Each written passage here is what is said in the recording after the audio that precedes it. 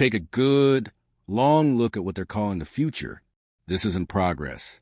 It's a parody. A slapdash blueprint dressed up as vision. It looks like someone binge-scrolled bargain bin websites in the middle of the night, typed modern community, filtered by cheapest first, and clicked purchase without checking a single review. Every inch of it radiates generic desperation.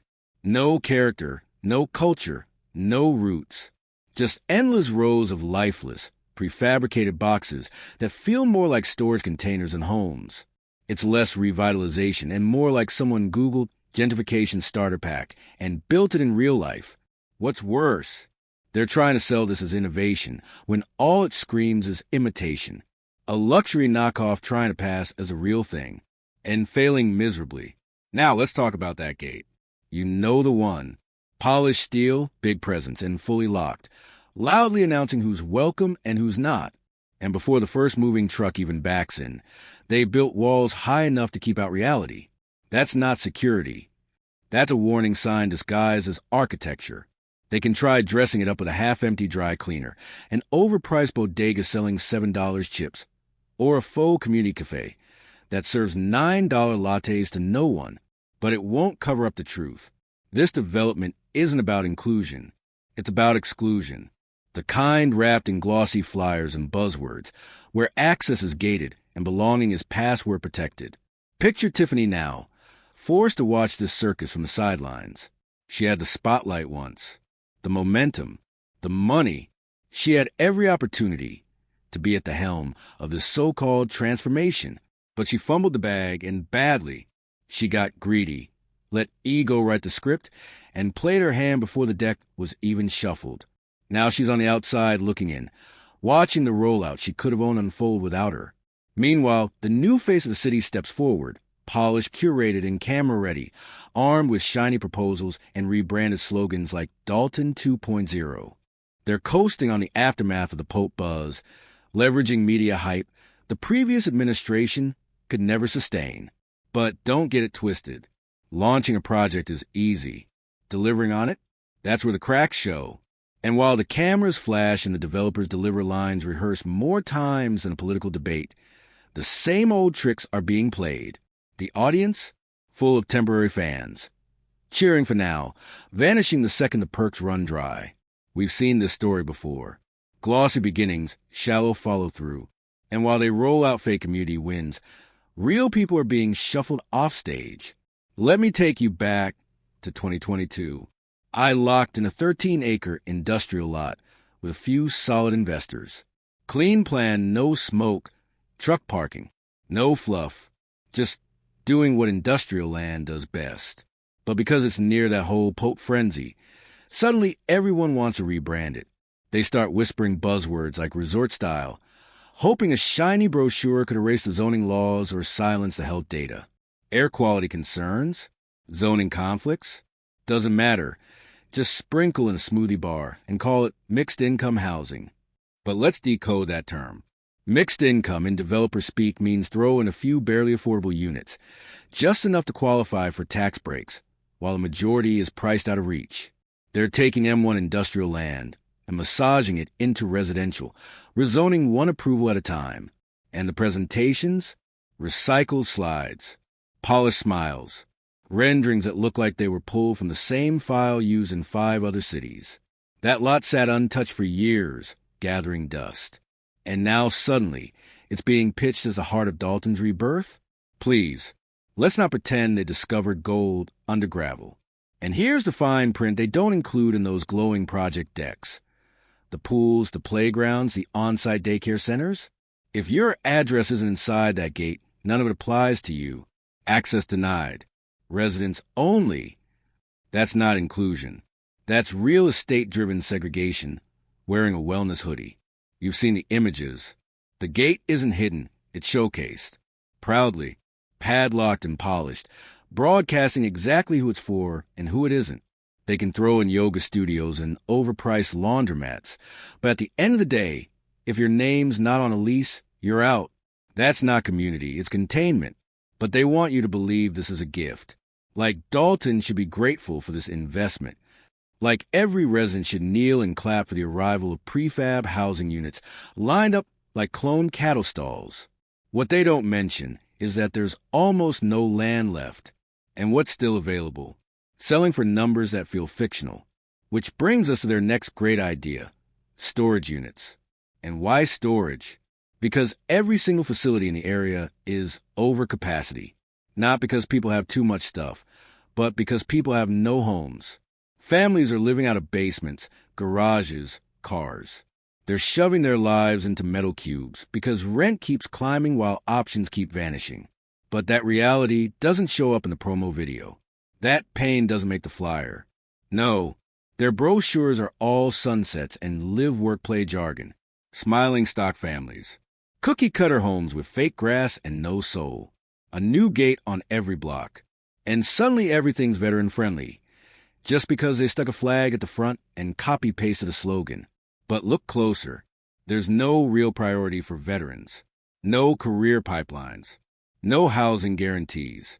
Just a sticker that says, "Thank you," and a business plan that forgets them the moment the camera clicks. Let's talk numbers. Storage units are full, not with excess, but with entire households. Duffel bags lined up like dressers. Kids sleeping on floors. Generations crammed under one roof. That's the real Dolton, the one they won't photograph. Instead, they sell you an image, a blueprint fantasy, a password-locked box disguised as a neighborhood. And they'll call it mixed use, which just means you'll live above a donut shop and still get locked out of the pool if you don't have a code. Call it what you want, but don't call it progress, because this isn't evolution. It's exclusion. It's optics over outcomes. It's brochure beauty covering up community erasure. They're not building for everyone. They're building for buyers, for short-term press, for long-term profits. And the people who gave Dolton its heartbeat, the ones who stuck around through the droughts and drama, they've been quietly priced out, pushed out, or written out of the script entirely. And underneath all the branding and buzzwords, the foundation's already cracking. Not just in the ground, financially, politically, and structurally. Federal funding has slowed to a trickle. Interest rates are climbing like ivy. Developers are pitching hard just to stay solvent. And the zoning code they're navigating? Completely out of sync with the present day. These are 2025 projects trying to squeeze through rules that were written before email existed, trying to pass modern megadevelopments through 1970s red tape. Now they're not just walking into boardrooms. They're sprinting in like the building's on fire, shoving entire master plans across the table and begging for one big, messy rubber stamp. Retail, housing, storage units, condos, all smashed into a single package. Like it's a clearance sale combo deal. And why the rush? Simple, the clock's ticking. Federal funding streams are drying up, policy doors are slamming shut, and they're scrambling to siphon every last drop of public money before the system locks them out. Their secret weapon? A dusty, decades-old loophole that lets them skip quality control. Concrete costs too much? Just downgrade the whole bill to bargain bin bricks and call it cost-efficient. Let's be honest. That's not vision. That's panic in a hard hat. They're not constructing community. They're flipping real estate like it's Black Friday. These aren't homes built to last 50 years. They're temporary trophies meant to look good in a press release. It's lipstick on a leaky blueprint. The second they finish, they'll slap on a bloated HOA fee, maybe $900 to $1,200 a month, for that tiny community pool you already helped fund through your tax dollars. And once the permits are stamped, they're gone. No accountability. No follow-through. Meanwhile, the people who actually live here are left watching the same rerun. Oversized scissors at ribbon cuttings, empty promises, and rows of empty chairs where real residents should have been seated. Sure, something will get built. That's inevitable. The cameras will roll. The PR team will send out their press blasts, and some intern will fly a drone for the perfect shot.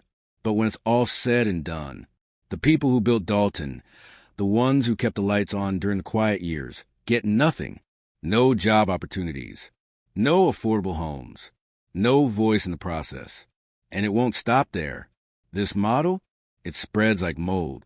One slick development leads to another, each one more exclusive than the last. And before you realize it, the whole town is boxed in, walled off, priced up, and spiritually gutted. Dolton's identity? Silence. Its story? Rewritten for strangers. And now they're pitching even taller buildings for 5 stories high, all because there's a train station nearby. As if that's a green light to cram people in like cargo. Parking? Practically non-existent. 1 spot per unit, like this is some fantasy land where nobody owns cars. And just to sweeten the scam, they dress it up with meaningless tech jargon. 5:1 density, modular infrastructure, elevated water tank design. It sounds futuristic, until you realize it's just code for packing as many people into one box as legally possible. None of it is about community. None of it is about people. It's about profit, full stop out of course. They've got the bait ready. Tax revenue, family-friendly housing, new shops and restaurants, and the old reliable, no liquor stores we promise. The renderings? A fantasy. Golden hour skies, kids on scooters, manicured sidewalks, and diverse, smiling stock photo families that don't even live here. But take a closer look. The same guy selling this dream is the one slandering Dolton's existing homes, calling them blighted and obsolete. And his solution? Stack and pack apartments with price tags that lock locals out before they even step to the model unit. This isn't revitalization. It's repackaging. It's Dolton, gentrified, glamorized, and sold to the highest bidder. And here's the kicker. If they truly care about the community, they'd build those shops, those cafes, those daycare centers outside the gate.